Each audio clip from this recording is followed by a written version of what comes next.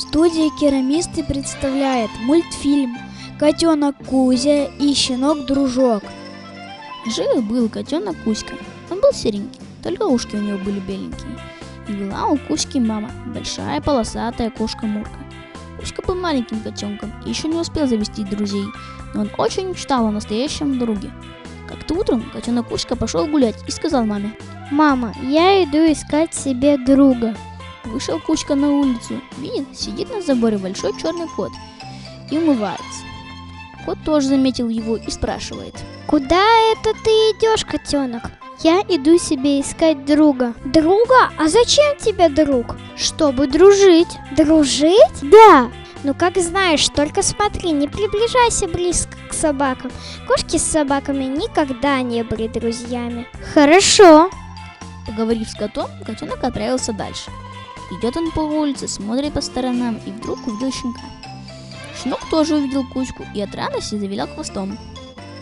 Гав, я щенок, меня зовут Дружок, а ты кто? «А я котенок Кузька». Кузька, давай с тобой дружить. «Я не могу, так как собаки с кошками не могут быть друзьями». Ну, тогда давай просто немножко поиграем, не дружа. «Хорошо, немножко поиграть, это ведь еще не дружить». И они немножко поиграли. Сначала в догонялки, потом в прятки, а потом в мяч. Кузька даже и не заметил, как подошло время обеда.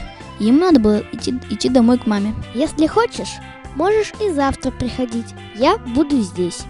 Кузька шел домой, и ему было и радостно, и грустно. Радостно, потому что он так хорошо и весело провел день, а грустно от того, что он не мог дружить со щенком, который ему так понравился. Дома мама спросила его: Я вижу, ты хорошо провел день. Наверное, нашел друга? «Нет, мамочка, не нашел. Я целый день играла со щенком, но я ведь не могу с ним дружить». Почему это, сынок? «Но он ведь собака, а кот сказал, что с собаками дружить нельзя». Что ты, Кузька, не переживай. Ты можешь дружить с тем, с кем тебе хочется. Хоть со щенком, хоть с лягушонком. Для дружбы главное, чтобы вы оба хотели дружить. «Правда, мама?» Правда, правда, сынок. сказала мама и погладила его по головке. Кузька никак не мог дождаться следующего утра. Когда же оно настало, он со всех ног бросился к дружку, чтобы рассказать ему, что теперь они смогут играть как настоящие друзья.